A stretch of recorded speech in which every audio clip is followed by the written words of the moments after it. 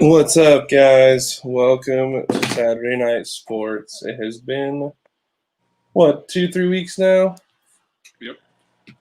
Yep. Holiday break, kind of some new things, show breakdown, kind of what we're doing new here at SNS and where we want to go with the show. First of all, welcome to everybody. Thanks for joining us. We are back and we are ready to kind of unveil some new things. We have some new ways on how we're going about the show. Just be more precise, more factual, more in your face with what needs to be what's being known, and what's going on in the now. So, what are your thoughts? How's everything been on your side? Since this slight little layoff here. Pretty good. Able to digress, look back on some of the things we had started with, and are making some adjustments, which I think will be nice, and will hopefully progress us in the right direction. Definitely. I'm hopeful. I'm enjoying it. I just needed to make a call on a couple things, and right off the bat, we're going to get right to it. College sports, football, basketball, the works, whatever it may be, we're going to talk about it. Whether it be for 2 seconds, 20 minutes, 3 hours. No, I'm just kidding. But for real, we're gonna throw it in there. We need to be more, diverse in what we talk about and what we share information, and make sure that it is what we need. Right. Well, then right off the bat, we're just going to talk about the NCAA football. It just let me just say, do we have the face of the Big Ten now? It's Ohio State. That was who was placed at the top of the Big Ten when they finally decided to play football again, and they're still the highest team. So if there's anybody, they're going to put Ohio State as the face of the Big Ten. I would assume. It was just gross. Like, really, you make a special rule. You go from it being you have to play so many games to, we got to throw it out the window so Ohio State can play in the Big Ten championship because, the rest of our teams are garbage. And that's pretty much what they're saying. They're pretty much saying the rest of the Big Ten, you suck, Ohio State matters, move on. Yep. Well, it's a team that banks them the money, that it's nationally easy to sell nationally for an audience. So I think that's the biggest thing for them. I agree. It's sad. Really, I don't think they've played anybody good, nor will they probably play a tough task until they probably if they hit the college football playoff. Maybe someone pushes them in the championship. We'll see, but it's pitiful. But that's COVID for you. That's exactly what COVID does to a season. Totally throws in the curveballs that you don't expect. Yeah. What's going on in the top 10 of the college rankings? Really, it's top 25, but this late in the season, it's basically top 10 is best bet to get into the Final Four. Yeah, and even then, your top 10 is just more like they're getting a good bowl game, because right. there's really only 4 teams out of these 10 teams that get selected. And at this point, the last time I think I saw earlier this week, I think almost every single first place vote went to Alabama. I believe it was like 66 first place votes, but no one else even got one vote. So I think at this point, I think we can figure out that Alabama is probably going to be in there. I'm thinking Notre Dame, Clemson. And then I think it really is just kind of they're trying to figure out who they want to throw in there as a wild card out of those other 7 teams that they can put in a bowl and shake it around and there we go. That's what we're gonna do. Which is crazy. it's hard to think. Real quick here right off the bat. This is so AP. No, we don't want AP. We want college football. We're not going to go by AP. So you got Alabama 1, Notre Dame 2, Clemson 3, Ohio State in there at 5-0 at 4. What a joke. Get out of here. You shouldn't even be close to the top 10, only playing 5 games. What a highway robbery to the team down here who's played 10, Coastal Carolina 10-0. Get out of here. But the people are going to argue who'd they play. Well, they just beat the crap out of BYU. They pretty much said, we'll play anybody anywhere. They met up and said, hey, BYU, bye-bye. Here's a loss. Thanks for coming down. Right. Well, I think that was honestly the biggest selling point for both. I mean, you say BYU, and again, people would say the same thing. Who did BYU play? Their biggest was East or ECU, which they beat them. So at this point, but then here, same thing. I mean, sorry to get off topic out of the top 10 here. We're talking about BYU. They slipped all the way down to 18th. They're 9-1, and you have the Iowa Hawkeyes at 5-2 ahead of them. Get out of here. Just stop. Just stop. We all know Iowa ain't nothing in football this year. They're just they're not terrible. Just terrible. So yes, Ohio State 4, atrocious. Texas A&M comes in at 5-7-1 over Florida who's 8-1. Excuse me. Which brings me to the next point. They're currently losing to LSU 14-7, which is just god awful. That LSU team just been getting smoked all year, and then you're going to make a game of it. Good job, Florida. This is why I don't pay attention to you. Oh, sorry. And then the happy scene of this top 10. Love to see it myself. Hope they keep going at this rate. Florida isn't going to show up. I'm all for this other team. Let's go Iowa State in here, first time ever at number 7. Like what I've seen from the team. Yes, I think you're just seeing the fruition of what Campbell and company have finally pulled together. They've got some good recruiting classes, obviously. I mean, some guys playing at a high level. I think a lot of these guys are going to get drafted at certain positions. I think Breece Hall was really the revelation of everything. I think all coming together, mid last year, has a big. I think it was might have been TCU. I can't remember.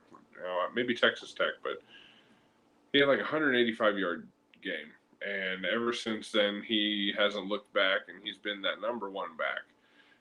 He's up there looking at Heisman Trophy candidate for Iowa State. That's just, I personally never thought I was going to have that conversation. For sure. I think it's amazing. Brock Purdy's playing at a high level. I still worry about Brock. Right. Obviously I want Iowa State to play exceptional all the way out. I worry about it, but he's been playing at such a high level for a pretty consistent rate this year. Maybe he's finally built that confidence that everyone was looking for him to build. So I'm super stoked. Can't be more happy for the ISU Cyclones and hope they continue the path that they are, and hopefully we get rid of those seniors in the Big 12 championship. That'd be cool. I'd be down with it. That'd be great. Like I said, really for me, obviously, we're both from Iowa. Yep. I'm not really one that's like, oh, Iowa State. Like, I don't know. Call me that weird one, but I'm a Florida fan first, so I don't really care about that rivalry. I just like to see Iowa teams doing good in general. Whether it's UNI, Iowa State, Iowa, it's whatever. Right. So that's just where I'm at. Great to see one of the programs doing well. Then after that, in at number 8, you got in Cincinnati at 8-0. Again, the raises the question. They're undefeated, but then again, like you've pointed out, who they've played, you have to look into the schedule. Georgia's at number 9 with 2 losses at 6-2, above an 8-1 Miami team at 10th. Yeah. Another questionable. What the heck there? But again, they're going to be like, oh well, this is Georgia's the SEC. They play the best top conference. And then Miami in the ACC. Well, okay. Well, you have Clemson in there. One of the best programs in the past few years. Exactly. I don't know. Isn't Notre Dame in the ACC? Notre Dame is one of the teams that has no conference. That's right. They're independent. So that's where people all get all caught up into a ball because they're like, oh well, these guys are just basically free floating around and they're not in a conference and they don't play for a conference title. Well, they don't need a conference. Their identity, their brand, Notre Dame, sells itself. They don't rely on conferences It's true. to help build up these universities and help them receive probably grants and stuff. So, Right. but it's very interesting to see that people get in an uproar. But I mean, I think Brian Kelly and company need to have some, tip your hat to them. They've done a great job. You remove them from that loss, against Alabama in that national championship game, and you would have thought, oh, well, I think they might have had some reverse years. They're playing at an exceptional level, and I think a couple plays go different, and they don't. Oh, wait, they beat Clemson, so they. I don't know. I think they're playing really well. I think they should be looked at to be definitely in there in those Final Four teams. I agree. Yes, it's like I said, it's just gonna be one of those things come down to the wire. We're really gonna have to see how things go. I really hope Ohio State doesn't make it in, but It's a big ticket school. Again, it's it gross. sells. It's just gross. And think about it, they're high in the NFL draft rankings. So I mean, you're talking NFL caliber players. The college game wants to sell the best players. That's just what they do, and that's the best way to get the ratings and people to enjoy college football. This is true. I enjoy a lot of things too. I enjoy the Iowa basketball team right now. Yeah, I'm enjoying Iowa State football. I'm enjoying Iowa basketball. See, it just proves my point more. it's good. It's You good. know, I watched, and I'm glad I got a chance to watch it. I watched this team the other night, and I've seen this team years past. So you see a team, and I've always seen this team. I'm like, this team looks pretty good. Like they can be really good. And then you were just tell they were young, and you're like, do they want to put it together? Do they want to really play together long term? And you have Bohannon, Weiskamp, and obviously Garza, staying together. Yeah. Those three are gross. They definitely showed up, and like I told, me and you had a conversation in private kind of about this, like we always do. We just talk sports, but it was interesting to me to see Iowa playing North Carolina. North Carolina is one of the prestigious, college basketball programs, and to see Iowa be up there with them, playing with them, and then ultimately winning the game, that was huge to me. Now this isn't, everyone's like, no, they're not favorites, I should say, or North Carolina, but it's still Roy Williams' team.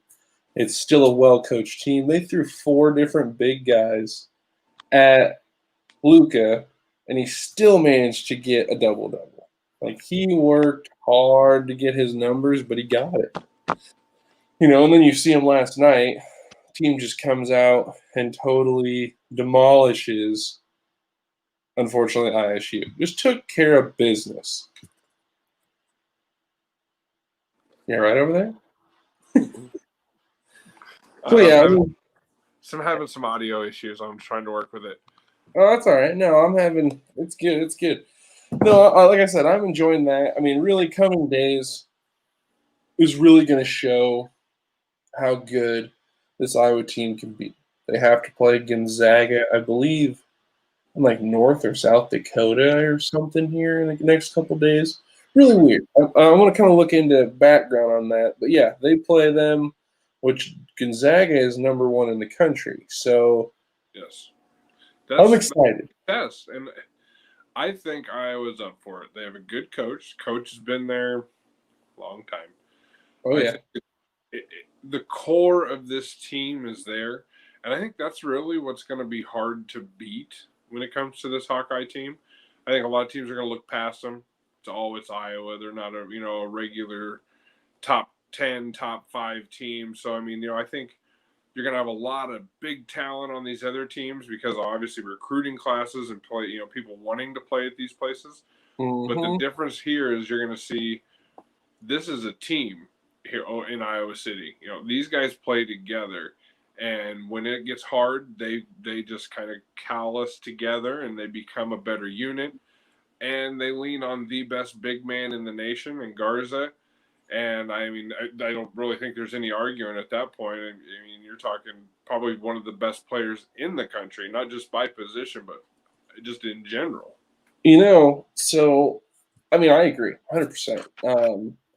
It's interesting because you go to, I just brought up the rankings, just kind of seeing what's going on. You have Illinois up here in sixth ranked, Creighton's eighth, Villanova nine, then Duke. You got Houston up here in the top 10. Then you kind of got some regulars, Kansas, Michigan State. Obviously Gonzaga is back up there. I don't think that, I'm not sure if they've been this number one, dominant in a while. I mean, the last time they were good like this was when Kelly Olynyk played there. But I mean, obviously, I haven't paid attention to them a whole lot recent years. But they're number one, pretty much getting all the votes. But the interesting thing, when you come to the coaches poll, Iowa actually got one first place vote. That's a surprise. that's why I was like, I wouldn't have pointed that out. I thought that was crazy. And again, I think if they go in and they take care of business and they show that they can dominate and they beat this Gonzaga team, man, I really think the sky's the limit. Like you saw when they played North Carolina, you saw North Carolina come out in the second half, just kind of punch them in the face and kind of stun them for a minute, and you're like, okay, well, what's this Hawkeye team going to do? And they stood up, came right back out. Bohannon dropping 27 on the night, took care of business. Like I was just like, okay, that's different. That's what I mean. They just hunker down together. They form that wall, and it's just like, yeah, you can hit them. They're going to feel it, but they're just going to keep pushing. I agree. It's going to be a fun thing to watch. I think if, like I said, they're able to beat Gonzaga, kind of stay at the top, win some games, at least get their conference title, whatever. I think we could see Iowa making a run here come March. I could see that. That'd be fun. Oh, it's going to be real fun. So, comes to the next part of the wonderful show, still basketball related, but we're going to bring in your boy who's been away for a very long, long time. We didn't know where he went. We couldn't quite find him. But then last thing you know, we pull an ace out of our sleeve. What's up, guys? Oh, hey, what's up? Got all my computer issues worked out. I know Albatross heard me cussing out my laptop before this. Oh, love it. So, I'm just going to be real. I gave old Ace here the job of kind of giving us the now on the NBA season. We're in the preseason. It's early. But what's going on? Well, welcome back, NBA. Let's just throw that out there. I mean, Yes. It's only been 4 or 5 months. But I have missed it. So we're just gonna jump right into it. I'll start off with the Magic versus the Hawks. Okay. Magic pulled it out, 116 to 112. Nikola, leading scorer of the for Orlando. I will point one thing out about this team right now. I told Condor I was gonna say something about it. Aaron Gordon has an afro now. I was watching some highlights earlier from the game last night, and I just saw this dude with an afro, double zeros. I'm like, who is that? It was Aaron Gordon. I'm like, no, all right. And so yeah, I had to poke a little fun at him because it looks god awful. It looks god awful. In here and say he had a putback dunk with that fro. Okay. Oh, he did. I mean, he played really well. I mean, he ended up the night with 12 points. And he only played, I think, 15 minutes, something like that. Yeah, he played limited, but he looked good. He did. He looked explosive. I thought the hairdo was definitely different, but I was really just like, who is this guy? Here's my thing. We're gonna get to it in a minute, but if the hairstyle makes Melo play good, maybe the hairstyle will bring some magic to the court. We'll get to Melo here in a minute. Right. So all starters for Orlando ended in double figures by the time they were done for the night. All played a little under 20 minutes a game, so not a bad showing for the starting five for Orlando. The Hawks came out. They played decent. Trae Young only had 7 points with 6 assists, but he only played for 20 minutes. And he pulled out the nutmeg already at the beginning of the year. Oh yeah. I mean, he's unreal. He's unreal. One of those guys, they didn't get to play a whole lot. He's been off basketball for a while. Yeah. He's going to be one of those. I think the Hawks are going to be one of those teams that you got to watch for because I could see them going on a run and not. This isn't going to be like a super. I mean, that's only like 10 games less, but if you go on a hot run and kind of stay hot, not necessarily like a dominant hot, you can ride it into the postseason this year, and that could be something. Yeah, out in the East, if they can get 35 wins with this short season, I think they'll be at the lower end of the playoff bracket. But I really think they're going to be able to get in. I mean, you have Capella that played pretty well. He only played about 15 minutes last night, had 8 points, 14 boards. I mean, that's pretty good numbers for the limited time that he played last night. Yeah, it's very true. Gallinari and Reddish coming off the bench combined for 27 points. So that's going to be. Gallinari left OKC and went to Atlanta. Okay. Yeah. So those would probably be the two to watch coming off the bench throughout the season. If they contribute consistently, then that team will be fine down the stretch. I'm going to call Gallinari already 6th man of the year. I'm just going to call it right now. Gallinari is 6th man of the year, unless Bogdan plays like trash and Gallinari starts. Do I think Bogdan's going to play like trash? No, I don't. But you just never know. So next I want to hit on the Knicks and Pistons. Yep. Two teams not a lot of people really care about at this point, but the Knicks looked real good. They got the win last night, 90-84. Their second leading scorer was Opie Toppin with 11 points, 7 rebounds. Played real well, looked real good. RJ Barrett played really well last night as well. From what I can see from that team, I think Opie Toppin was the perfect fit with RJ to revitalize the Knicks franchise. Yeah, I agree.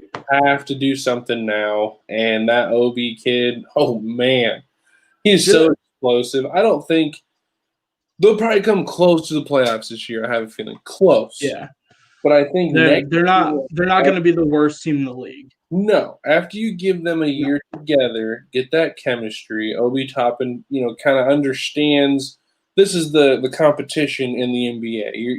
It went up a little bit. Oh, yeah. Once he sees that and adjusts, I think the Knicks are going to be a problem. Opie Toppin with Julius Randle it's going to be very, very explosive, and it's really something that everyone needs to watch for. And then obviously RJ Barrett was one of my favorites coming out of his draft class anyways. I was a little disappointed that the Knicks took him just because I feel like his ceiling's super high. But I think he's going to work really well with this team going forward. 100%. The Pistons, they didn't have one starter over double figures. Blake Griffin was the starter's leading scorer with only 9 points. He did have 7 boards, but other than that, there wasn't really a lot going well for Detroit overall. So I'm not going to hit on them too much just because there wasn't really a lot to actually look at. So, I guess I'll get into the Blazers-Kings game. Yes. Blazers took it 127-102. Just absolutely demolished Sacramento. Can't say I'm too surprised, but especially when you have vintage Melo, cornrow Melo dropping 21 points on you. True. Along with McCollum with 18, Lillard with 15. Almost everybody on that team was in double figures last night. They played out of their mind. The Blazers, they're coming back for vengeance this year. Mm-hmm. And definitely watch them. I don't know. Maybe Carmelo will finally get that ring. Here's the thing. They cannot be an 8th seed this year. They can't be a 7th seed. They can't be a 6th seed. Hell, they can't even be a 5 seed anymore. They have to be in the top 3. Even 4. They can't be this, I have to play 6, 7 games in a series to win, and then expect to go to a conference final and win. It's not going to happen. No. Look at what just happened to the Miami Heat when they met the Lakers. They got so exhausted. What? Was it game 3, game 4? When Butler was hanging over just exhausted? I think it was into the series. Game 4. That was like defining point. When you saw that, it was over. I'm like, yeah, you can't show the opposition team that you're exhausted. Mm-hmm. And when you are hunkered over a barrier, just completely gassed, like you're about to just fall asleep, you just can't do it. And that was really a big thing for Portland that they had issues with, especially going into the bubble where they had to pretty almost win out to be able to actually make the playoffs. Yep. I mean, you can't have it. You just really can't. The Kings, I mean, their starters played pretty well. Buddy Hield dropped 23. I mean, Buddy Hield doing what Buddy Hield does. Does he play defense? Oh. Well, unfortunately I didn't actually get to watch the full game, but I watched some highlights. It didn't really look like he played a lot of defense. I'm not gonna lie. from what I saw, the kid is a bona fide scorer, but can't play defense. It's like sounds like a Washington Wizards player that I know. I would that he would go play with a Steph Curry, a Damian Lillard, one of the Chris Paul. One of the ball dominant, but will show you how to take care of the ball and play defense. Yeah, I see it. People down. Curry's not the greatest defender all game, but when it comes clutch times, he'll do what he has to do. Oh yeah. No, I completely agree with that. Harrison Barnes ended with 16 points. That fucking kid. Chips. He got them rings, and he was like, later. And then De'Aaron Fox, he didn't play too well. He only played 15 minutes, I guess. So, I mean, it wasn't terrible. Honestly, I look for him to have a good season. And he had a good season last season. Right. I think we're going to see him blossom, really blossom over the next 2-3 seasons. Yeah.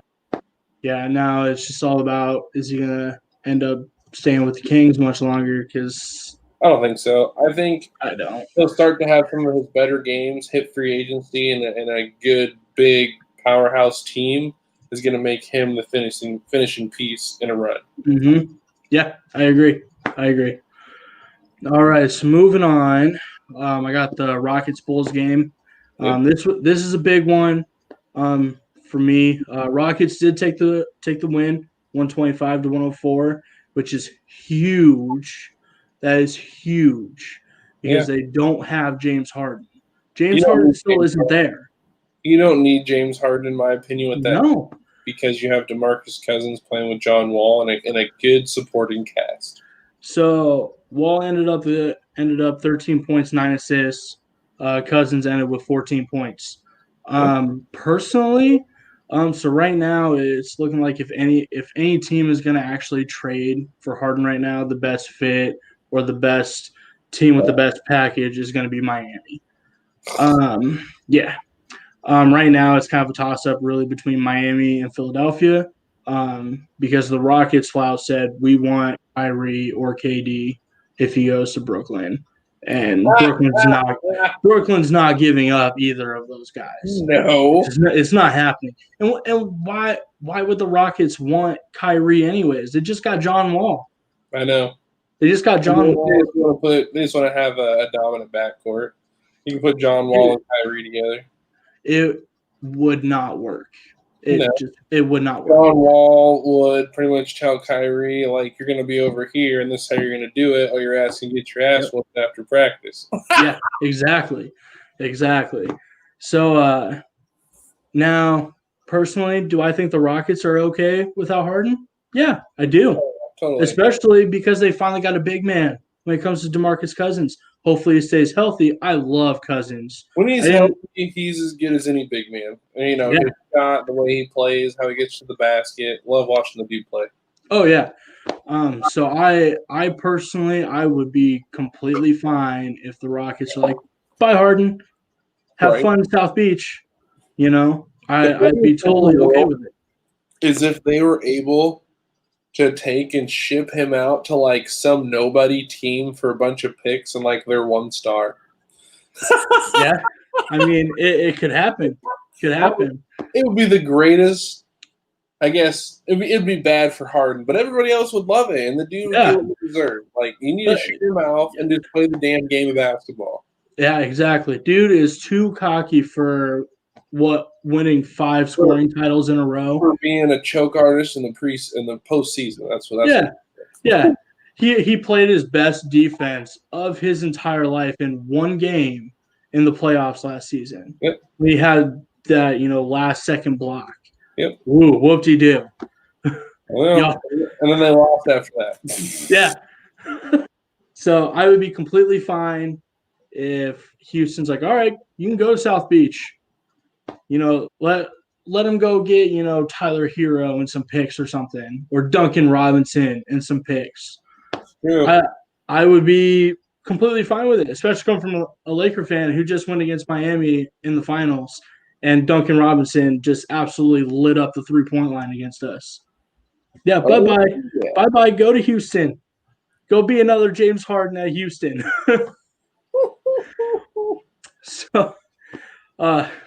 But the Bulls played their starters, did all right.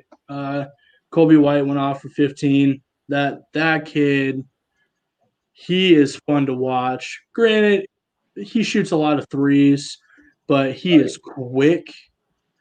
And there's some things he needs to work on. He needs to work on his defense a little bit. But overall, really, really good player for Chicago. Levine, 12 points. He only played, I think, like 12, 15 minutes or something like that. Levine, man, I've got nothing but respect for what Levine does, except that he shouldn't have won one of the dunk contests, but I won't get too much into that one. So now the one that everyone's waiting for, the Lakers versus Clippers. The Lakers pulled it out 87-81. Now, mind you, the Lakers played their second and third string guys last night. No LeBron, no AD. Rondo's gone. KCP didn't play. Or no, he didn't play. Gasol didn't play either. So you had Talon Horton-Tucker, that Iowa State boy, went up 19 points, 9 rebounds. Yep. 9 rebounds. And he had Patrick Beverly on him all night. It don't matter. No, not at all. I love the kid. When you play in practice against a guy named LeBron James, who's Patrick Beverly? Yeah, right. Exactly. Kuzma. I have a love-hate relationship about Kuzma. There's nights he plays very well. He'll go on stretches. He plays very well. And there's stretches he just nothing. Last night, dropped 18 points. Just played out of his mind last night. What was he shooting, though? His percentage wasn't terrible, if I remember correctly. That might be something I need to look back on, maybe comment down later or something. That's fine. And then I threw in the, two of the biggest pickups that we had in the offseason. We went and got that 6-man Montrezl Harrell. Yep. He dropped 13 points, 12 rebounds against his former team. Definitely. I love it. I love it. He played very physical last night. I watched some of his highlights from last night. He played very strong, like a big man should, for being a pretty small center. He's not very big. Right. Played really well. Schroeder, 10 points, 4 assists. He didn't shoot particularly well. He shot under 40% last night. It was a 4 for 11 last night. Not a great shooting night, but it's first game of the season. It's NBA preseason. Things will get better. Last night, both teams combined had 42 turnovers. Gross. 42. The Clippers had 25 turnovers, and the Lakers had 17. Lakers also had 12 steals. Clippers had 10 blocks. So, I mean, defensively wise, kind of balanced itself out a little bit. Zubac, absolutely. He didn't play necessarily well. He didn't play bad. I mean, he did what his job was. Right. He had 4 points, 10 rebounds. I think he had a few assists as well. Paul George only 10 points. He only played 15 minutes though. So Still, 20 points in 15 minutes, that ain't too impressive. yeah, I want to say he went like 3 for 7 or something like that last night. That. Yeah. Kawhi though, 15 minutes, only 3 points, 7 rebounds. And that was it in 15 minutes. Kawhi is not really a scorer though. Yes, but he needs to be more assertive at times. And when you saw when he was assertive in Toronto, what happened? Oh yeah. I don't know. He's got, he has that amazing mid-range jumper, and last night you didn't see it. You didn't see it at all. I mean, 7 boards in 15 minutes. That's pretty good. It's early though, and even though he's playing, he's probably on cruise control like LeBron and them boys are. I'm a little surprised that Kawhi and Paul George played last night. Well, I wouldn't be, and this is why. They realize that they need to get that chemistry going now. Oh yeah, not 20 weeks from now when it's getting ready to be postseason or whatever. They got to go now. I mean, you saw, I don't know how much you saw over the offseason about, what Montrezl Harrell was saying, what Pat Bev was saying, where, they were getting pissed off, to put it very simply, about all the rest that Kawhi and all the special stuff that he was getting from the Clippers. I mean, that was part of the reason why he came to the Clippers, was because they were going to allow him to do all that. But it pissed him off. They're just like, no, like this isn't right. We don't like this. And now you have the NBA that is also putting in a new thing forward, that you can't rest as much as Kawhi did last season. So hopefully everything kind of balances itself out with that. I really hope we see a lot more of Kawhi, because Kawhi is amazing player. So, I mean, hopefully they get everything figured out, because I would really like to see a Clippers-Lakers conference finals. That's what we were supposed to get last season. And I think it's because both teams will be more focused like I said, the Clippers played their guys because they know what they have to do. Like they just got Doc Rivers fired, so Yeah. they know what's at stake here. Oh yeah. We got Well- Albatross back here. It sounds like that is the end of the NBA preseason side of things. So we will go ahead and get you back in here shortly once we get to the good old pick side of things and we get CJ in here then. Yes, sir. Until then, thank you, sir. I appreciate your info, and we'll be back with you shortly. See you in a bit, guys. All right. How you doing over there? Technical difficulties kind of better? I don't know. The audio, it's all a whole bunch of stuff. So hopefully it's clean on the outside. On the outside. I mean, I hear you fine. Right. I don't know. It's weird because like when you talk, sometimes it goes crazy, sometimes it doesn't. So let's hold. I'm going to hold on and let's make it through this. Right? So, in other news, I like this. I think we just needed to kind of, again, grow, and we needed to bring in some headlines that we don't always talk about, no one always really talks about, just kind of some hidden things across the sports world. Yep. One, to me, obviously, growing up, our dad was a huge race guy, whether it be, drag racing, NASCAR, F1, IndyCar, 24-hour Le Mans, whatever, the works.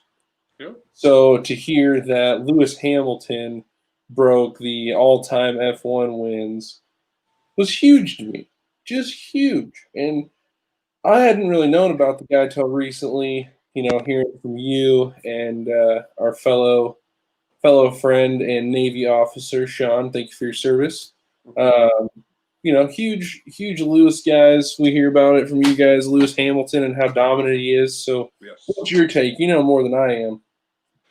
Oh, well, I mean, if you remember for a long time, the name Michael Schumacher was synonymous with F1.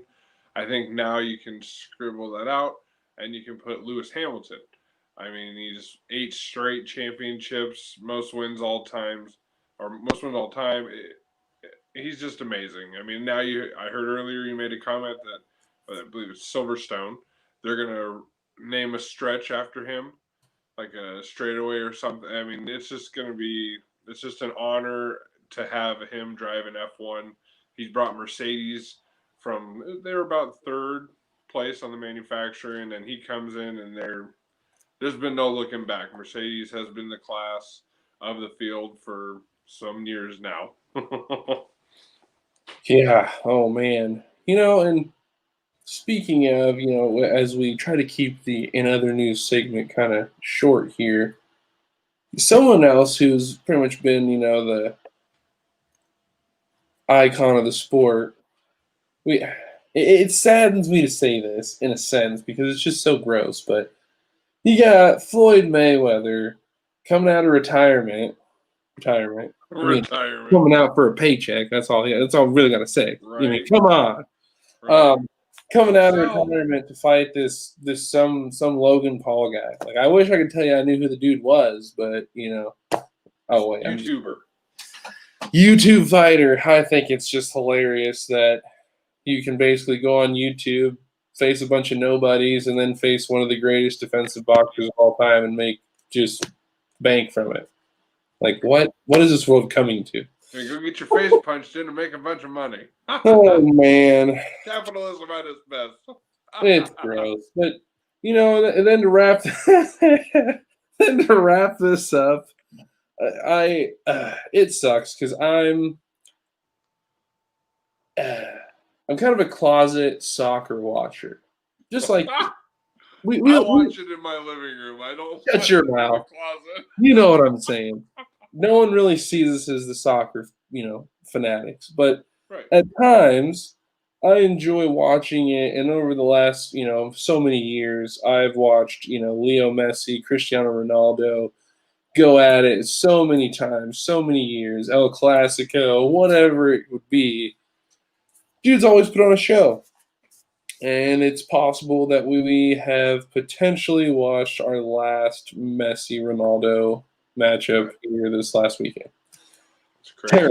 Terrible. It's not good for football. Yeah, for real. It's really not good for the sport. But I mean, honestly, love the guys. They've been great for the game, though. Really have. They've really held the game at a high level. So it's always great to see. Yep. You know what else is great to see? The return of Let's Be Honest. Oh yeah, let's. So I'm just gonna jump right out here and have my little thing off my shoulder here.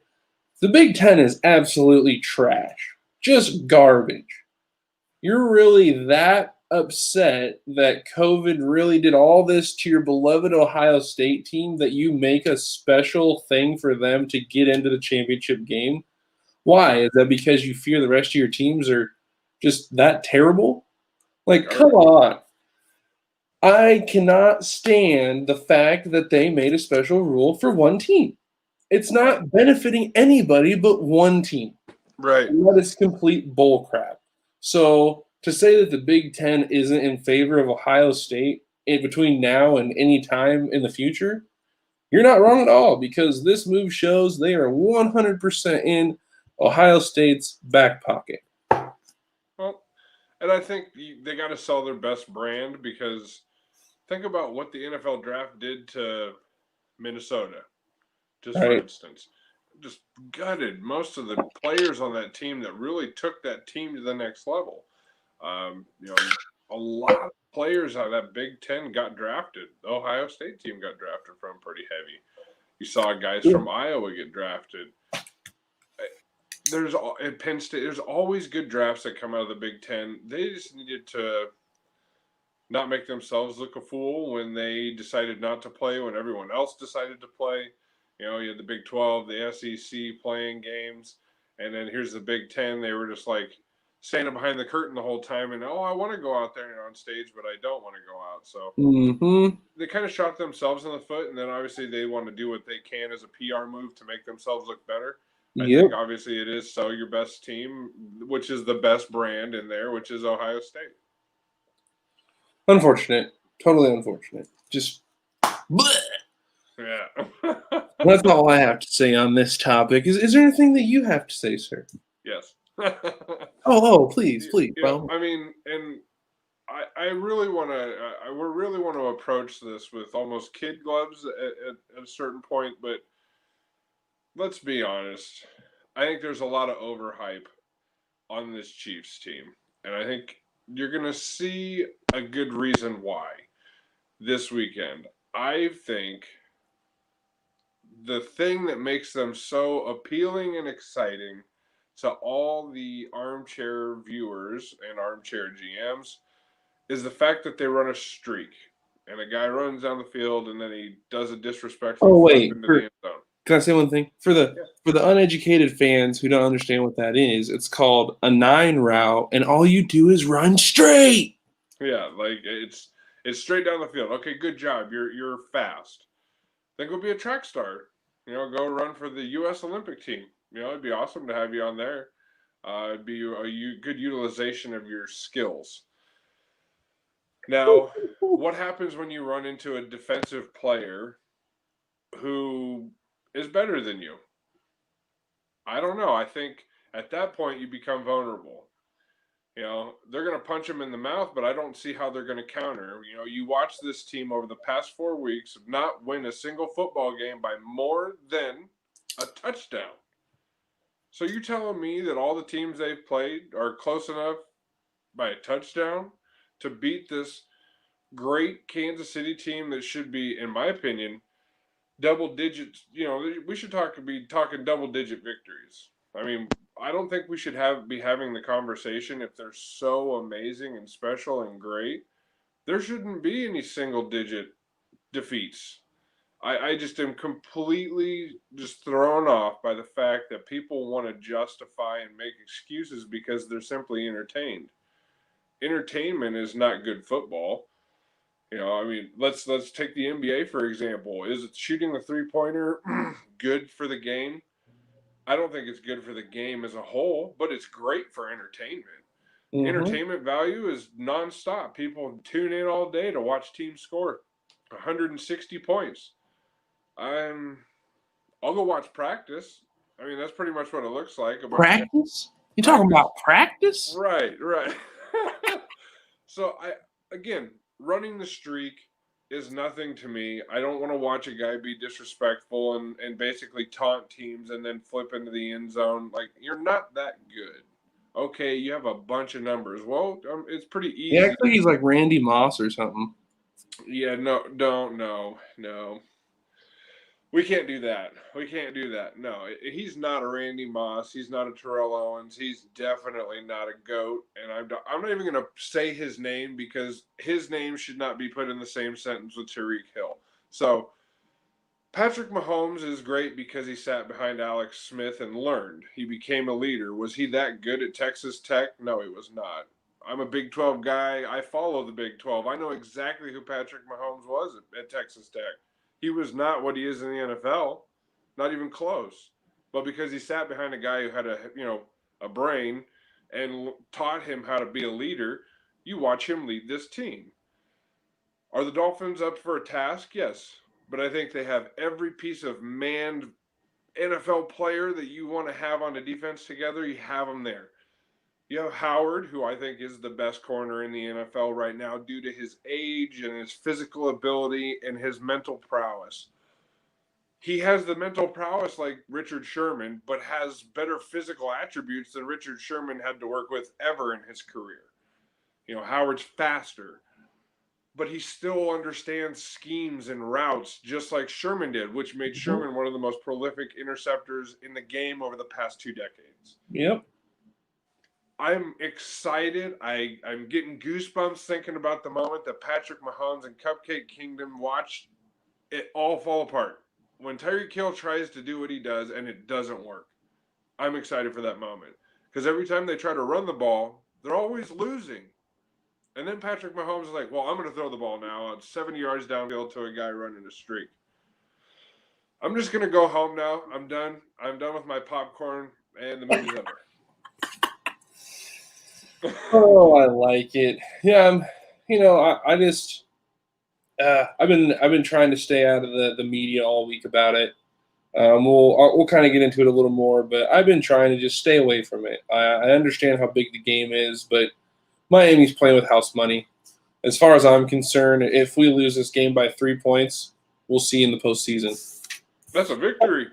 Exactly. It doesn't matter if Miami doesn't win or not.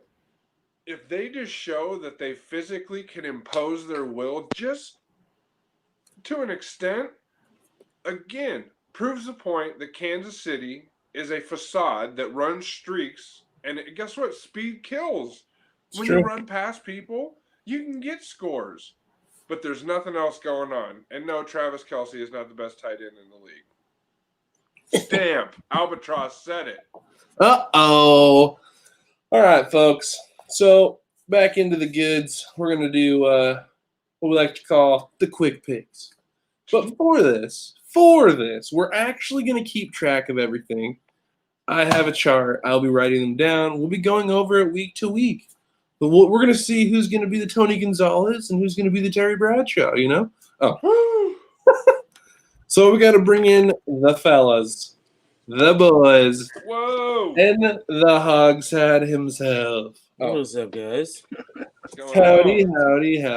So we're just going to go ahead and throw it to you guys first to start off here. CJ, first on the quick picks here.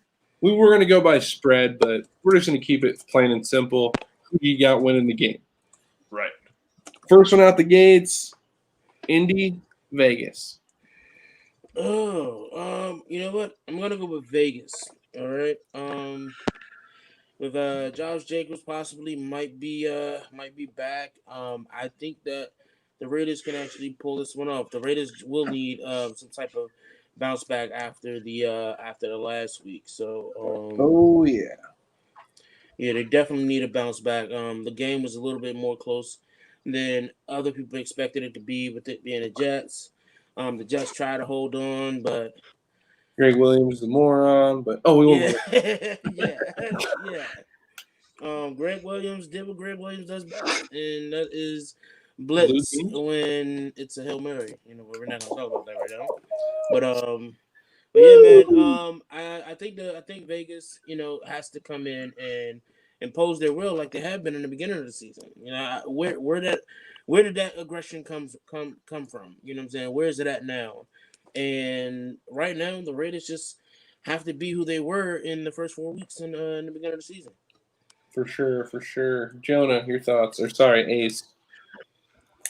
My heart wants to say Vegas so bad because I'm a Vegas fan, but I have to go with Indianapolis for this game. Ooh. The Jets did whatever they wanted against This that guy knows what Vegas he's talking team. about.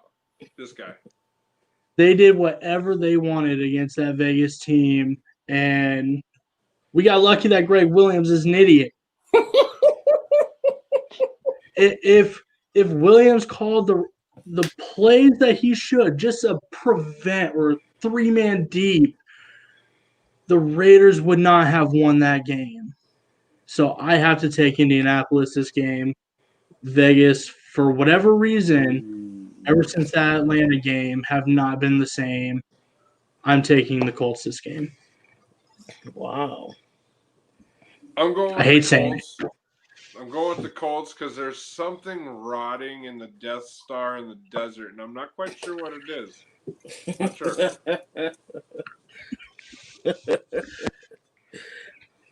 All I know is, phew.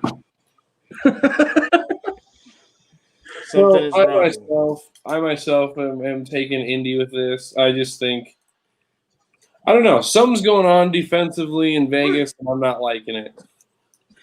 All right. So, DJ, you're such a loner.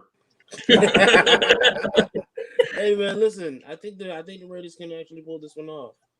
I'm a Derek Carr fan, and I think he's, other than Alex Smith, I think he's one of the toughest quarterbacks in the league as well. yeah, for sure. Definitely. For sure. All right, so then we're going to just shift over to Ace here. You'll start this one off the bat here. Pittsburgh at Buffalo. Taking Buffalo. Josh Allen's playing out of his mind. Pittsburgh got exposed for what they really are last week against Washington. Taking Buffalo. Albatross. Bills Mafia. Oh, honestly, That's all I gotta say. I watched No. him. No, I'm not gonna go there. Not gonna go there. the Dolphin in me wants Pittsburgh to take this, but something tells me Buffalo's going to be up to the task. Honestly, it's a hard one for me. You don't usually see Mike Tomlin teams lose back to back, and if they do, it's not in a bad fashion. And coming off the loss and playing crappy football the last couple of weeks, if they don't start playing well now, Pittsburgh might very well be the Patriots of last year and find themselves on the early out. Oh my God! You're So- right. You're right. Buffalo. CJ. I'm gonna go with Buffalo. Just like Ace said, them playing Washington, they've gotten exposed to who they really are, and the Bills they haven't. That's another high caliber defense that can actually knock this offense off. So I got the Bills. I have their defense overpowering Big Ben and company. For sure. Albatross, on to you. Baltimore at Cleveland. Revenge. Well, this time we're pulling the Browns out of the dirty laundry. They're gonna pull out a big victory here. Woo! I think they're gonna continue to roll. Stefanski and the company are gonna be rolling in, and here's why: Baker Mayfield took out the trash in the stadium.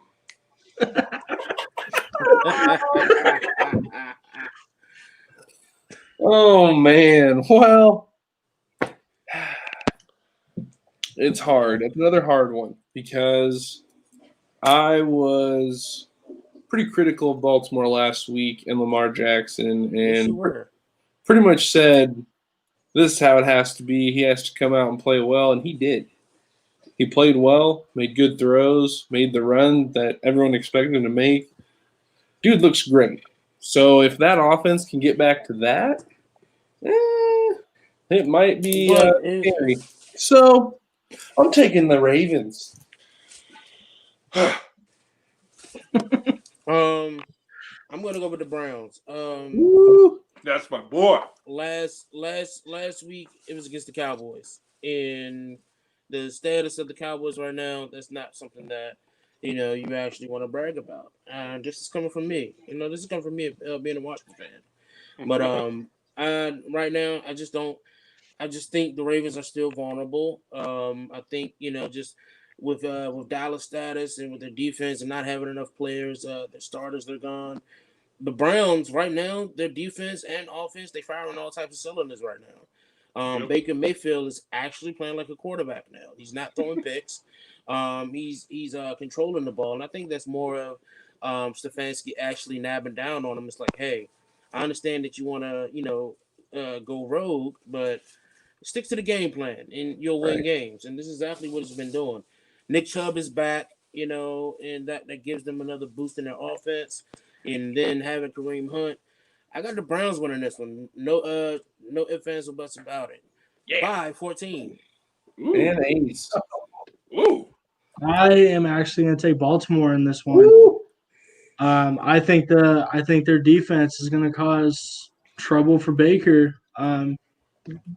Cleveland plays better without Odell. I think they've only lost one game I think so. without Odell. But I really think that secondary in Baltimore is just going to give them fits. So that I'm going with Baltimore. Like it. There's a split You here. do. Split. I totally agree. And we're just going to keep moving right along. Arizona at the Giants. And I say this because the Giants are this close from either gaining or giving away the division.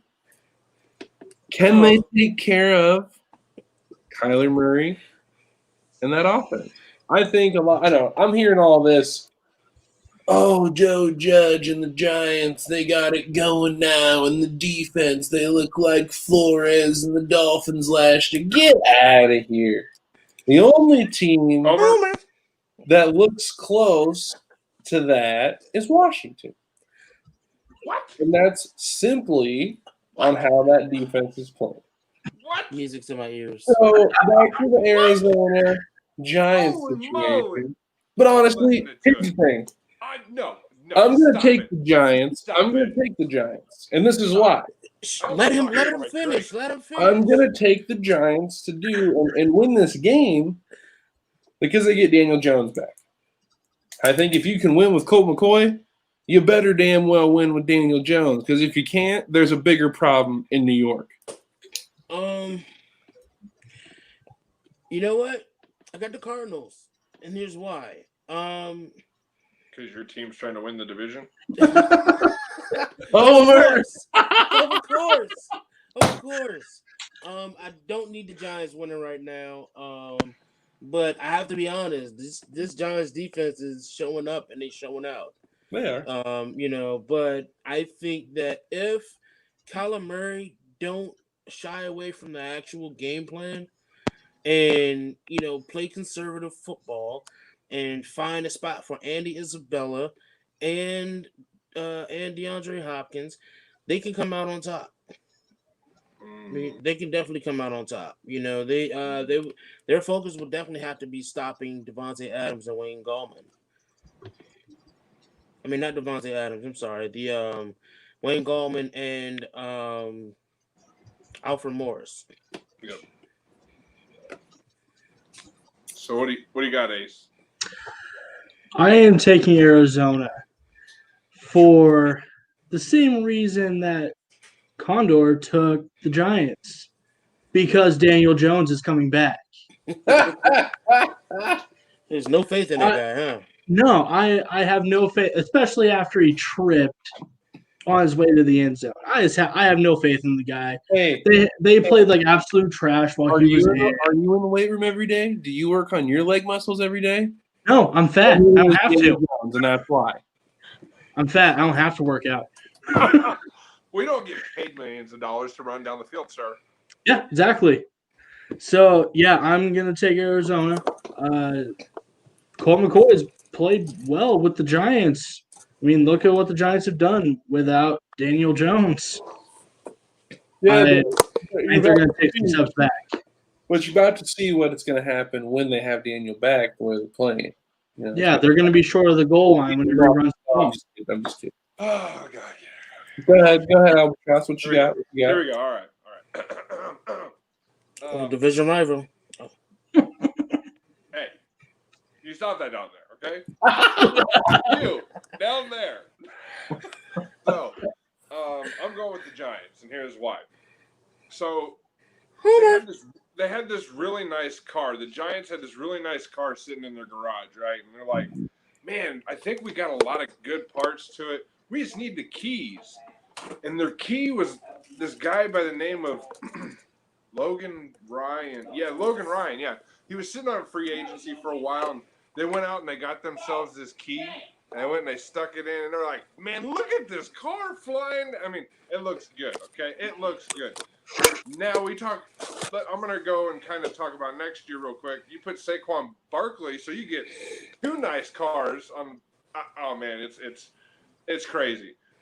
Giants are going to win because they're playing at a really just solid level. They already dealt with the more experienced quarterback who runs around and makes you look like a fool.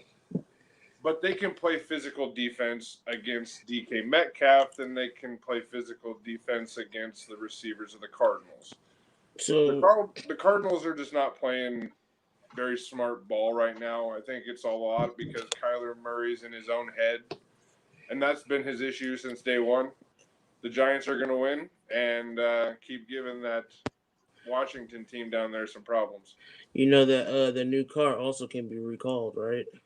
It can if it's from GM, but if it's like a really nice luxury car, most of the time they don't get recalled.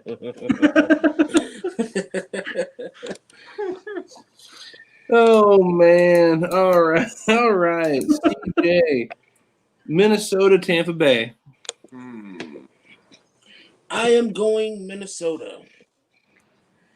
I'm going Minnesota. Here's why. Despite Minnesota, looking at, Minnesota and how, they've been doing in the beginning, they sort of, now starting to figure things out. They're starting to figure things out now. And they just have to stay consistent. Their defense is playing at the highest level. Harrison Smith, man, I don't even think I need to even speak on how talented this guy is. But I think that the Vikings will be able to give Tom Brady some pressure, and let's just bank it on Bruce Arians not running the ball. That's a good bank. Oh man, is it ever? Ace, you got? I'll keep it quick. I agree with CJ taking Minnesota. Albatross. Man, I can't jump off me shitmate's boat yet. Go, Tom Brady. Oh, be terrible, Tom. I'm with you. I can't. You know why? Because it's treason. I'll have to walk. Treason. We can't be walking the plank. Honestly, I just from what we all know what Tom Brady is. We all know what he's capable of, and we all know when he has that look in his eye to watch out. And to see him calm, cool, and collect last week after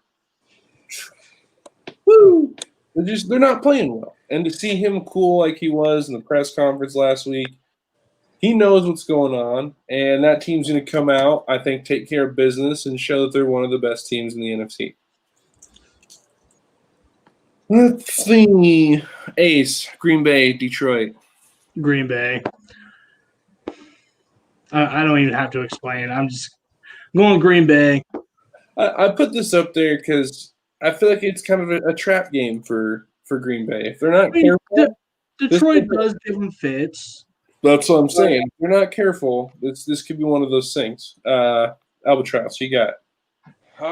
This is actually I think this is going to be my upset pick of the week. I'm going with the Lions, and I'm only going with the Lions because they're playing more conservative now that Patricia's out of the building. they're playing more balanced, and I think that's. I mean, obviously the horrible offensive line play that allowed the strip sack and all this stuff. There's many variables that added to them coming back, but they were never really out of that game against Chicago the whole time. So, and then again, you look at Green Bay last week, and they didn't pedestrian. I mean, it's just not really something to be wowed about. I'm going to go with the Lions to squeak out a tight victory. Yeah, I just think that all the hype about Green Bay is just crap. Total crap. And I think Detroit is going to just sneak out 3-point time expire field goal. Have a nice L, Aaron Rodgers. I think this would be a nice battle between Matt Stafford and Aaron Rodgers, though. Two great quarterbacks, and I believe Kenny Golladay is back. I think Kenny Golladay is returning. They just lost Okuda for the season, though. Don't care. That's not a huge loss to the Lions at all. But like the Lions, Matt Stafford, Aaron Rodgers. I mean, it's a blockbuster view. Like I said, two great quarterbacks. They both have two decent running backs with Pierre Johnson. He's also back this week. So that's a major plus. And then after losing their rookie for the remainder of the season, it's going to be a battle, but I think Green Bay is definitely going to take this on top. I mean, it's Aaron Rodgers and Devontae Adams and Aaron Jones. I mean, you kind of. You mean Alan Lazard? That's what you meant to say, Alan Lazard. Yeah. No. That kid's from Iowa. All right. So, and I put this one in here too. Another kind of potential trap game I see based on how they failed last week. Albatross, Jets, Seahawks. Ooh. Man. We could all easily say Seahawks are going to blow the Jets out of the water. No. But as we saw last week, if Greg Williams isn't doing all out blitz, the Jets have a win. I'm gonna go with the Seahawks, really just for the sake of my pick.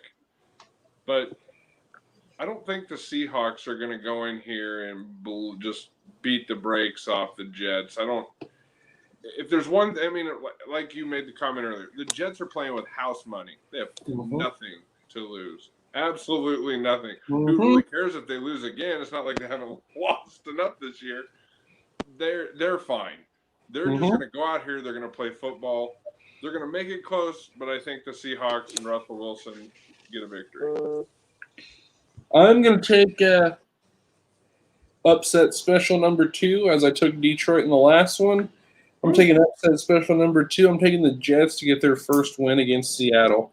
I totally think that the kitchen is totally falling apart. The mobile kitchen, wheels fell off. It blew up. It's gone. He's not cooking no longer. He's lucky to have a sub factory. Food safety violations, hardcore. Oh, big time. They shut him down in a heart attack. CJ, who you got? I'm just gonna keep it short and simple. I got the Jets. Uh-oh. I like the upset. Ace. Sam Darnold was back in full effect. I like it. I like it, and I think that definitely Jets can be the one to pull this off. They got Rashad Perriman and Jamison Crowder, and whoever else is involved. But them guys, signed off the street. But yeah, man, I got the Jets, and I think the Jets will get out. Nice. I'm taking the Jets on this one as well. Wow. Darnold looked good last week. Jamison Crowder, I mean, he's a monster. That could be the separator. Now, gentlemen, remember this moment, because this is where I take the victory. I mean, the first game could be where CJ takes the victory. So you never know.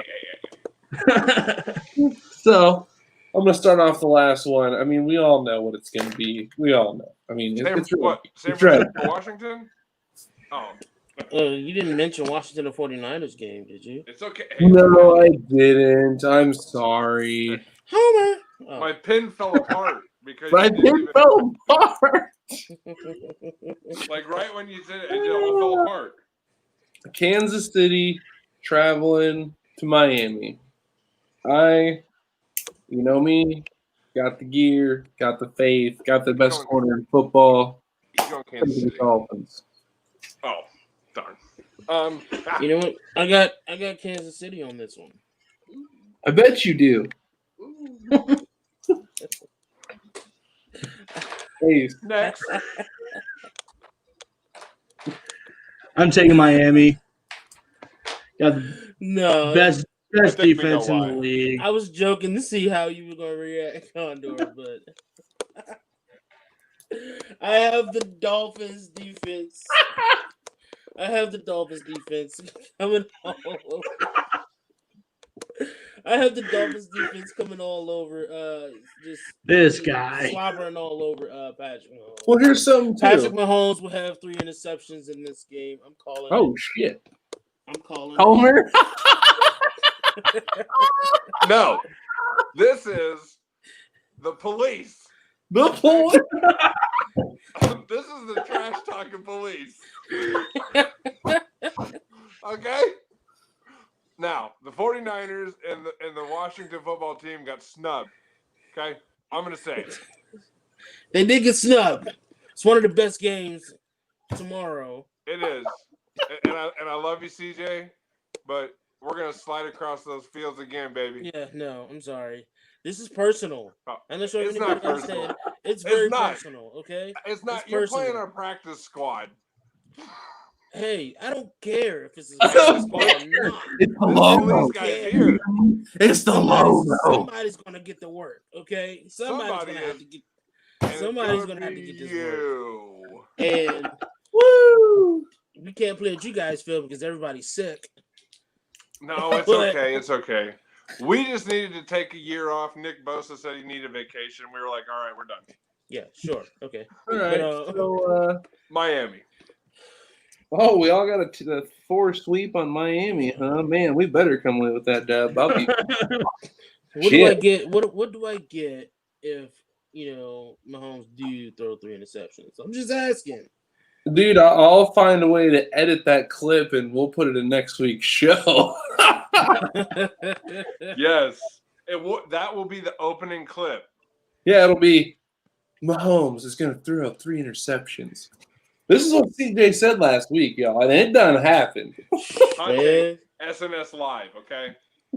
You just guys got to be here to see it, okay? And look, so far, I've been very good with predictions this season. So, we've all kind of had our moments where we like throw something out there and then it just kind of finds a way to happen. I know.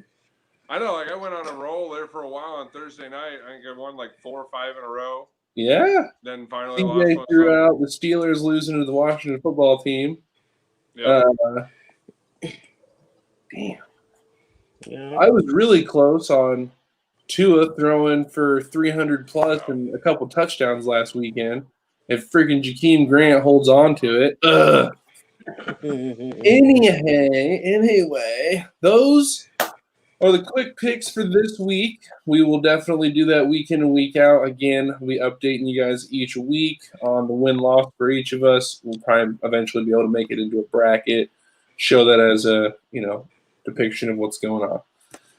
Moving right along here, since we got the fellows with us, basically to wrap up the show, the back end of the football life, playoff picture. And when you break it down, you got the AFC starting off. Pittsburgh, Kansas City tied at the top. Tiebreaker goes to Pittsburgh currently. You got Buffalo at 3, Tennessee 4, Cleveland 5, Miami 6, Indy at 7. Right outside, first one out, Baltimore, New England to follow. Those are really the teams to follow in the AFC. New England just lost on Thursday night. potentially ruining their playoff push. I guess it really kind of depends if Miami can take care of business and if Buffalo wins as well. If those two teams win in the East, by New England, you're missing playoffs. And with that, they also missed out on their however many consecutive 10-win seasons, and there was a bunch of records that basically got ended this year for that dynasty, that they had just been running over people and 10 wins and dominating this and division that. Not this year. Bye-bye. So when you look at it, obviously we talked about some crazy games going on. You got Indy, taking on the Las Vegas. Obviously Las Vegas too. They are right outside of that situation. Obviously, I didn't put them in there because of how they, they're just falling apart. It's sad to say they are really just falling apart. Yep. I think if Indy beats Vegas, Vegas is done. Stick a fork in them. You got obviously Pittsburgh, Buffalo, another huge ordeal. Buffalo wins. I don't think it's far to say that if Buffalo wins out, you might not see them, or you might see them fall into that 2 seed. Pittsburgh might very well go on a slide here and might just kind of just down somewhere 2-3 seed just accidentally. Just weird. So I'm reading here right now on CBS, and it shows it has an X besides Kansas City name. They clinched a playoff spot. Yep. Oh, wow. Yep, last week with their victory, they clinched the playoff spot. That is interesting. That's interesting. Yep. The only reason why Pittsburgh hasn't is because of how close Cleveland is. Washington. Oh gosh. Oh. Get out of here. You okay? Bless you. Thank you. When you go to the NFC, New Orleans at top. I don't really see a team getting that 1 seed from the Saints right now. Green Bay at 2, Rams at 3. Maybe the Rams make a run at it, but again, I don't see anybody besides New Orleans getting that 1 seed, and that's huge. Huge for them if they get it. It gives them and Drew Brees time to come back healthy. You got the Giants in at 4, which is that division is so bad. It just blows my mind, and I'm sorry your team's in it, CJ, but it blows my mind how long it took that division, the teams that are playing good now, how long it took them to start playing good football. Like, what's going on out there? To our excuse, we got a bunch of young guys on this team, and with a lot of things switching around and with the new coaching, I didn't expect things to start working well, right off the jump. You know what I'm saying? It was just like you said with the Dolphins, with you guys bringing in the guys that you guys brought in last season. Yep. You didn't expect things to click, early. You gave some room for the mistakes and the errors and things like that. But in the second half of the season, you can tell like Washington, they're finally starting to get it, and everything's starting to come together. And honestly, I don't trust Daniel Jones as the leader in this. So with him playing, I'm gonna say it: Washington will win the division and go on to the wild card. Where's the trash talking police at? Oh, I'm just kidding. Bring them out. Hey, look, you heard me say it. You can say no, this clip. I definitely think it's possible. I've been one of the people to say that too. Everyone wants to jump on the Giants and say Giants are going to win the NFC division. Blah blah blah blah blah. I think the way that Alex Smith takes care of the ball and the way that defense gets after it, you definitely got a chance. I definitely think it's going to come down to those two teams and who can. My issue is, people look at Washington and say, "Oh, well, look who." Well, all the teams that they won against, had depleted players. Had a depleted roster. So taking advantage of situations, you're supposed to do that. Look at the Giants and look who they played and look who they won against. Mm-hmm. You can say that. Yeah, their roster is also has been depleted. You know what I'm saying? Look at the Eagles. Look at the Eagles. They beat the Eagles. You know, their roster was depleted. Has been depleted. Look at the Giants. I mean, look at the Cowboys. Look at the Seahawks. No offensive line. No offensive line True. to protect Russell Wilson. You know, and this is just the name of the game. You know, everybody knows that there's 53 men on the roster. Okay, and with the 53 men on the roster, you know, it's up to the next man up. You know, it just sucks that your win is going to be tainted, or whatever, because of the lack of the personnel that's there. That's just for any team. But don't say that, this is the only reason why we're actually in, because despite what you might want to say, Washington has been firing on all cylinders and on the defensive side. True. Coming from a person who watched his division put in the first sub 500 team in the playoffs, I completely understand what any NFC East team is listening to. I think it's amusing to me because it doesn't really matter who they beat. They beat the teams that they played against. This is why I always make the comment that I do. Yes, it bothers me that Kansas City has played nobody, but it's not like they choose their schedule. They are given the schedule, they play the schedule. So I think at this point, just go win your division. At least you win the division. Blame Roger Goodell. Oh. We can do that all day. Well, so I agree. Just to get back to it, after the Giants at 4, you got Seattle at 5, Tampa Bay 6, Minnesota at 7. Sitting right outside, you got Arizona, Chicago, and then Detroit, San Francisco. They're sitting there. They're borderline. San Francisco beats Washington this week.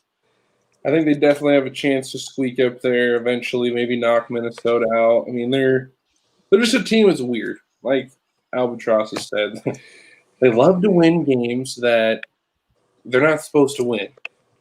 No And they love to fall flat on their face about everyone's like, they're gonna win, they're gonna win. We sorry, we didn't get off the bus. No. So it'll be curious. It'll be curious to see what happens. Hopefully we don't have another nasty rainy slop fest between those two teams because well, they're in the dome, so it was that's true. It was fun to watch last year, but at the same time, it took away from both teams being able to really show their full athletic ability. Yep. It was a brawl, though. It was. So now that we know the playoff picture, who's hot and who's not? Right off the bat, we already know who's not, and that would be the Las Vegas Raiders. Sorry, Ace. Saying it how it is. I'm just gonna go out here and say it, and I might get criticized for this. Tampa Bay. I don't think they're hot at all. No, I don't think they're hot. I think everybody's just looking at the fact that it's Tom Brady and Rob Gronkowski there and their record, but despite their record, I mean they've been playing average football. True. They've been playing average football, and like we all said, Bruce Arians is slowly running his team into the ground, and and Tom Brady is getting old. I mean, Tom Brady's getting old. You can tell because you see him on the field every week, and then it makes no sense how you have so many weapons there, and none of these guys have even close to 1,000 yards yet. Nope. Bad coaching. Yeah, the lack of run game in Tampa is really disgusting when you have Ronald Jones and Leonard Fournette. The fact that they don't pound the ball more and give Brady the play action that he needs is just disgusting. Yep. But I think that goes back to what I said earlier. First, I agree with what you're saying, CJ. They're totally not. They're not hot at all. And they need to win this weekend. And if they win this weekend, it starts with now. It starts with them doing what Tom knows what to do best. Run the ball, play action, safe, good throws, find your guys when they're open. That's Tom Brady. I think that's what we're going to see. I think and if you do see it, I would say watch out. But right now, hot, New Orleans Saints, and that's crazy because you don't have Drew Brees. You plug in Taysom Hill, they're still doing what they do, throw up points, and now all of a sudden their defense is like top 3 in the league, and they maybe even statistically number 1. I'm crazy. Quan Two Alexander teams. makes a difference. This is true. Another team, honestly, 2 teams, and it's going to be interesting because, again, criticize me all you want. I'm a fan. I don't care. Washington. Kansas City is 7-1 over their last 8. Well, so is Miami, 7-1 over their last 8. I think both teams are Kansas City. We know what they are. Good. They throw up points. Their defense is finally starting to put it together because they have Matthew on the back end to really call the secondary and put them in position. On the opposite end, Miami plays defense. They get after the quarterback. They have a turnover in 18 straight games, which is the longest active streak in the NFL. They're going to get after it. I think they at least cause 1, if not 2, major turnovers tomorrow, which will be potentially difference. We'll see. We'll get to that soon. Buffalo's hot. Tennessee is not. Tennessee is done falling off. They're not doing so well. And someone I want to give some love. Everyone loves to hate on them. Cleveland. Cleveland, you're red hot right now. You guys are playing out of your mind. Baker Mayfield, you finally decided to shut your mouth and listen to your players around you. Distribute. And then what do? You hand the ball off to Nick Chubb and Kareem Hunt, and look what happens. You win games. Crazy. I'd say the Rams are starting to get hot.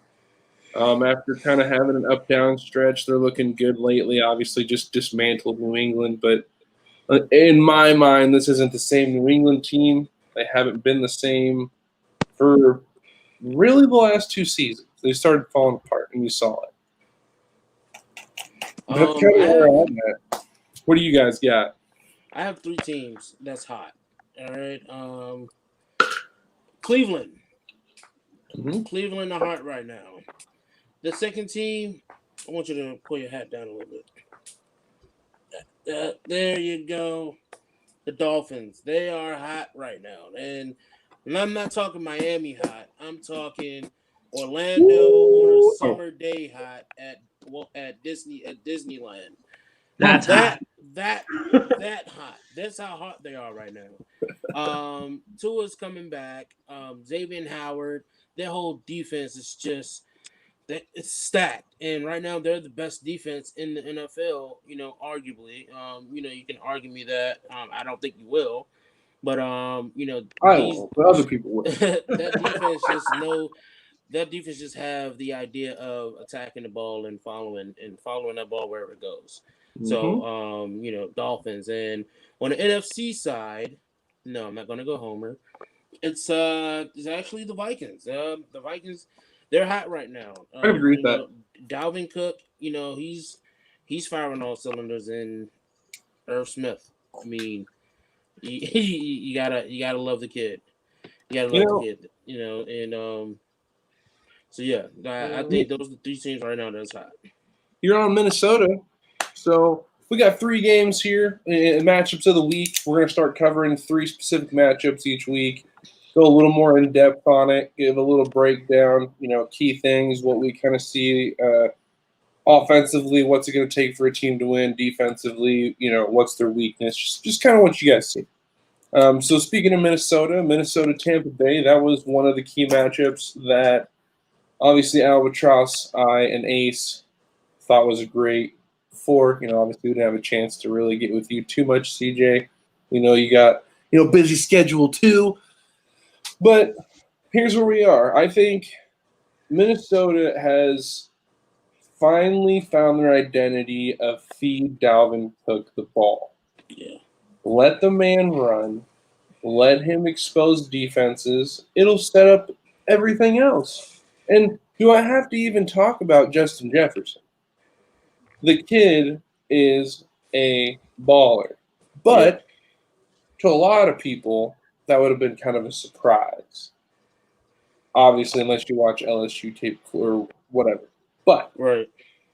if you're me and Albatross, you kind of have an understanding of this kid's gonna be good because of who his dad was. We heard our whole childhood growing up about his dad, and if you look up his stats, this dude almost had 40 touchdowns in his first 3 seasons in the NFL with the Chargers. Disgusting numbers. Yep. So it's really no surprise that Jefferson is jumping out the gates and looks like he's a 3-4 year veteran. I mean, he understands the game of football. On the flip side, It does help him to have Thielen on the other side. You can't just shade oh yeah, a safety over the top. And I mean, okay, let's double Jefferson. Well, Thielen's going to eat you alive. yep, 100%, and he's doing what I guess Diggs would do at times, but he wouldn't do it all the time. Yep. And that's take advantage of the one-on-ones. Yep.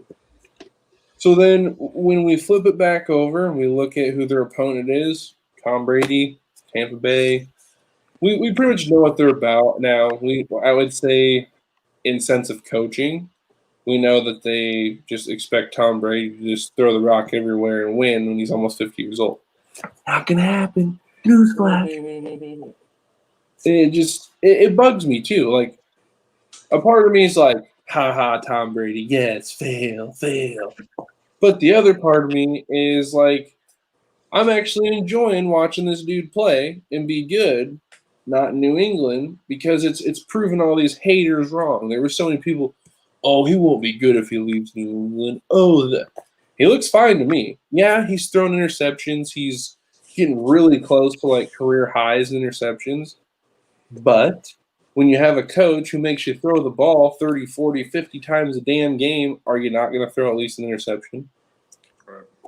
We don't have a defense. Their defense goes from being good and taking care of business to falling apart too. So I really think it starts with the run. If I had any advice for Tampa Bay on how to beat the Vikings, is watch the Vikings and Cowboys game. Yeah.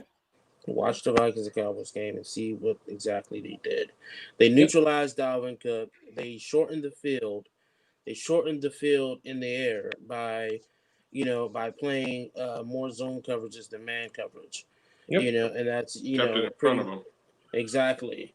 Yep. And that's what you get. And that's what you get. So that's what Tampa Bay will have to do. But as far as I think right now it's just hard to stop a hot team right now in Minnesota.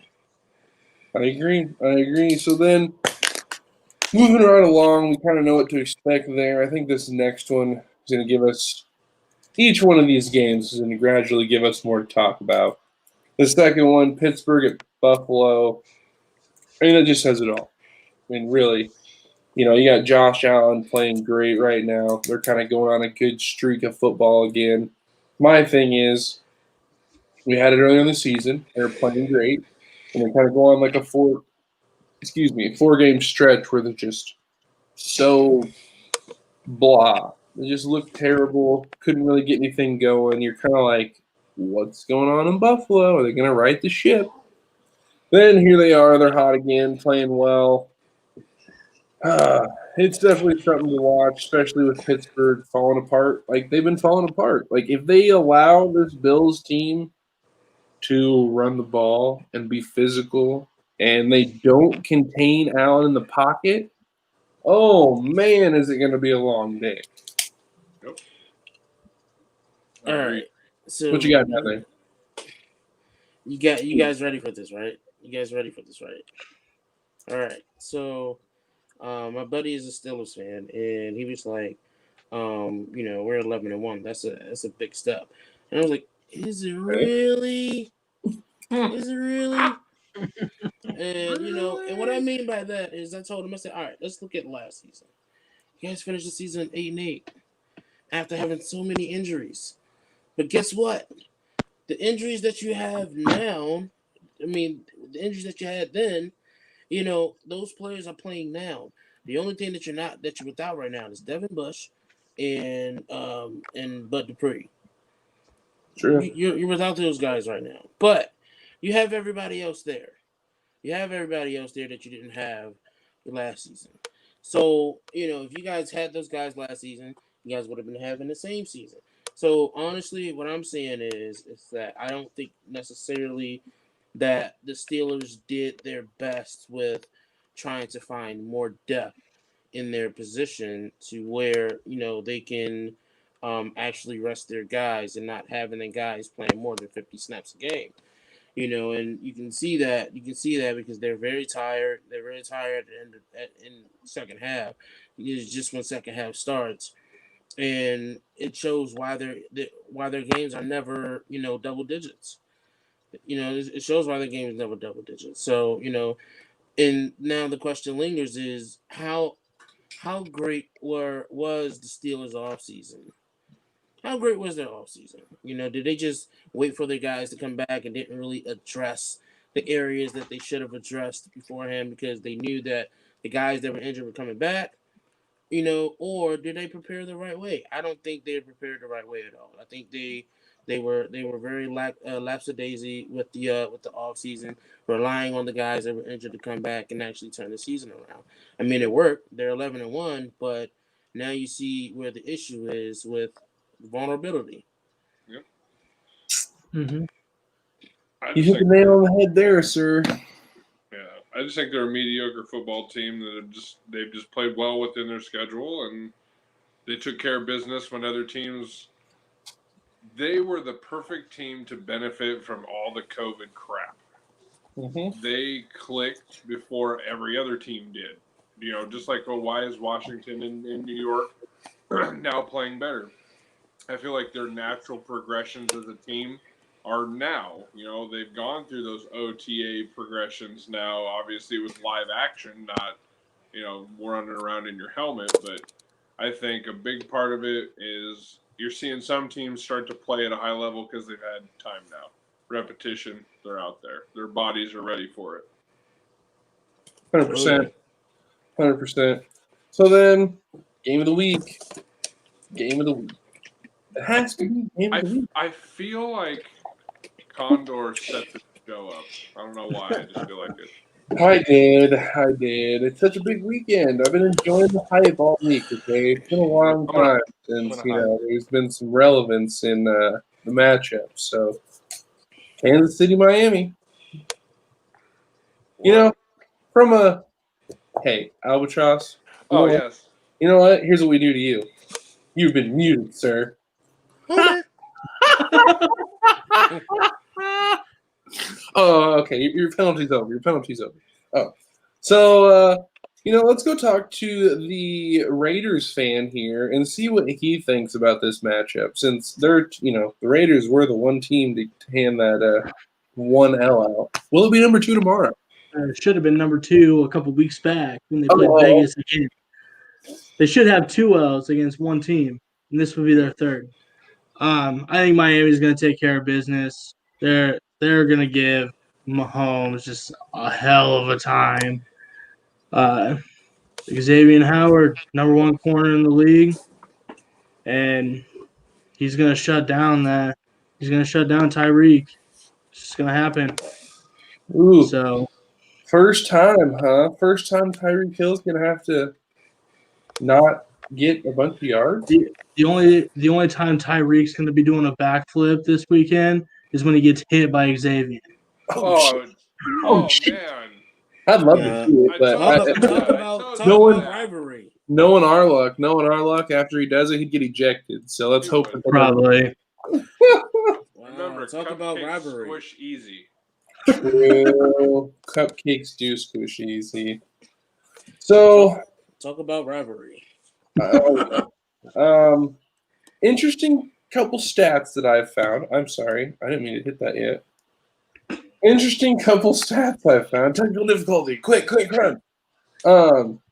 I have found that over the history of the franchise for Miami, when they play, the Dolphins are 3-0 all time at home when playing a team with an 11-1 record or better. Obviously, the Chiefs are 11-1. One of those teams they beat at home was the 1985 12-0 Chicago Bears. So, I'm sorry, anything's possible. I'm Is it not going to though? sit here and tell you it is. It is, I tell you. So, I'm not going to sit here and be like, oh, we're going to blow them out of the water. It's not going to happen. But in the same sense, I don't think Kansas City is blowing Miami out of the water at all. I think it's going to go whoever has the ball left. Hopefully, Patrick Mahomes will throw 3 interceptions with Xavier Howard having 2 of them and Byron love Jones having 1. Dang, Byron's going to get his first pick, huh? Yep. Or I'm gonna throw something back at you.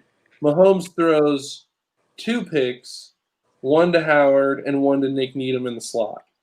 Needham has had Ooh, 2 or 3 straight, I believe. I like that one. I like that. Mhm. You know how I feel about Nick Needham, man. Here's You know how I feel. the thing too, and this is why I just love listening to all the outside noise about how, Miami's ahead of schedule and this and that, but they're getting ready to face this offense and they can't go one-on-one. And if they do, they'll get torn up in man coverage. Really, what defense has Kansas City played that has the corner power that Miami has? I'll wait. Like, you have 2 of the top 5 corners and then Nick Needham in the slot. That dude is just good. He is a great football player. And to be an undrafted free agent, and then now this year we're like, dude, go take our slot role for us, lock that down. Oh, and then Eric Rowe, go shut down the tight ends for us too. Miami historically gets torched by the tight ends. We haven't been able to cover tight ends in I don't know how long. And now Eric Rowe's over here being a tight end stopper all by himself. He is going to have the wonderful task of taking on Travis Kelce. I think Kelsey's going to get his opportunities. He always does. I don't think he's going to have a huge game, though. And if it is, it won't be when Eric Rowe's guarding him. I just think Eric Rowe, there's the way he's playing this year and however he's studying tape and what he's doing, he is really finding a way to take the weaknesses of these tight ends and really exploit it and hold these guys, accountable, basically. I'm really, really been impressed. And I've really been impressed as much as I'm high and as much as I'm really high on Bobby McCain and how much I give him crap on things. He's really played at a high level this year and running the back end of the defense for us and making sure people are where they're supposed to be. I've been pretty impressed with that too. It's coming in. I thought that the safeties were going to be the biggest weakness on this team. And so far, they're showing that they're being very valuable to, again, a very good duo of corners. So, besides the back end, when you look at the front end of the defense, everyone's going to talk about Emmanuel Ogbah, his 8 sacks, pretty much how much he gets to the quarterback. He pressures the quarterback, just disruption. I love to see that, but in the same sense, I want to talk about Kyle Van Noy and what Jerome Baker bring to that linebacking core.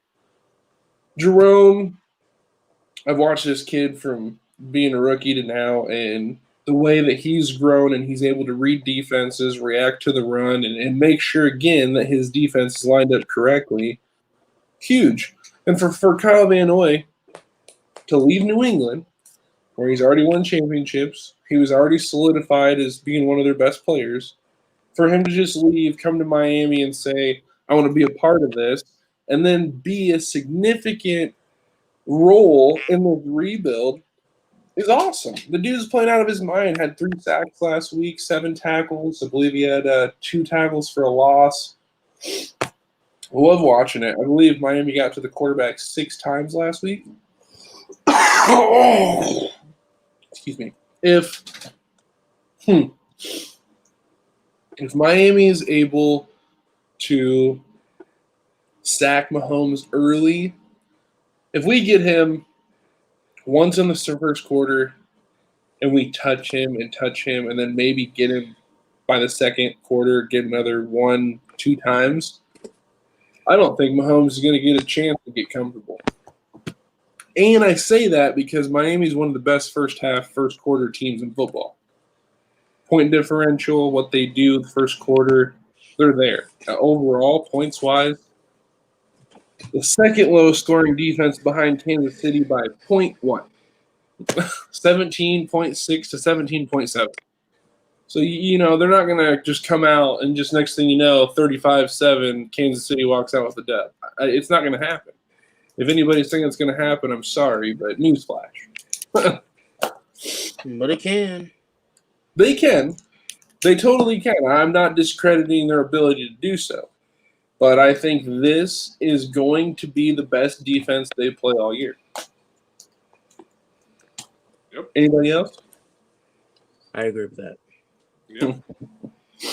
So, with that, we will go ahead and let Ace and CJ go ahead and bounce up out of here. Fellas, we appreciate you guys. We thank you for your time. Oh, Awesome having you guys on the show. We will look for you guys hopefully next week. We'll be here, same time, and we'll look for you guys then. No hog in the bird's nest this time? I'm sorry. Next time. All right. It's fine. I have my own pig's pin to play in, The pig spin. I love it. All right, fellas. Well, on another flip side, I'll be on Madden here in a little bit if you guys want to do some playing, All right, man. So, that moves us into the last section of said show. The Bird's Nest. I don't really have a whole lot in mind for this. I just kind of put it together just because we enjoy the segment. It just gives us a chance to just throw anything out there, whatever it may be. Last second, I've already talked enough. I just have a bunch of hype about tomorrow, and it's not that I'm like, oh, we're gonna win. It's just good to feel good about my team playing meaningful football in December. It's been a long time since Miami was like, hey, you guys win the next 3 out of 4, 2 out of 4, you're in the playoffs. It's been a while, and it's good to see. It's the best start since 2003. Right. No, it's good for you guys. Being that we've watched the team as closely as we have the past few years, seen your emotional ups and downs. So it's good to see that things are working out in the sense that they are for Miami. The hard work is paying off. The guys, the right character guys to help build the locker room, and it's changed. So I think it's a good approach for the Dolphins. The only thing now, like Van Noy said, the media needs to pull their head out of their and change the rhetoric. The team's doing their job. Now the media has to quit talking about every other team in the NFL besides their own. I agree, and it's funny. I when I was listening to Van Noy on that show, oh man, I was busting up laughing. And when he said that, I I looked over at Charlie and was like, "See, I told you." It's just what we know. Like no one gives any respect to the team, whether it be local or national, and it blows my mind. It blows my mind because people want to give the Cleveland Browns credit before they want to give Miami credit. Well, I think the reason, and again, this is what I've talked about before. When you have a franchise that has a legendary player on it, especially at the quarterback position, the bar is just set higher. Obviously Dan Marino lost to Joe Montana. It's the bar is high. Mm-hmm. So I feel like when you compare the Dolphins and the Browns, there's not much of a comparison. Obviously, most of the success for the Cleveland franchise came when Jim Brown was playing football. So that's a long time ago. It's a long time ago since Dan Marino, but still, it's a little more relevant. Sorry, than what James Brown did. I think the Browns are just easier to give them credit because it's been, let's be honest, probably most of the viewing audience in the NFL probably has never seen the Browns have a winning season. True. We could probably be pretty close on calling that statement right. The Dolphins, some people have seen them be successful. So, I mean, and again, it's all about Dan Marino when it comes to Miami. No matter if you're a linebacker or if you're a safety, they compare you to Dan Marino. So it's just kind of a stigmatism that fans get stuck with, that teams get stuck with. And it's good to see them getting over the hump and just really turning just the franchise just in a different direction in a really tough city to do it in. I agree. And they're doing it together. They're doing it as a team. They're not doing it as a bunch of individualists. They're really getting on the same page, and they really hold each other accountable from the sounds of it. And that's what you want. That's a winning culture. When you can hold everyone accountable and it's not I'm above you because I'm better than you, Right. you really got something special. Oh, yeah. So I'm curious to see how it is. I don't want to ramble on much more than that. We've had a great show tonight. I'm honestly going to cut her there unless there's anything else you'd like to add, Albatross. Go Niners. I love it. I love it. So with that, we'll go ahead and give you guys this last little piece as we walk on out the door today. We thank you all, like always. We appreciate it, and we will see you guys next week at 7 o'clock Central Time.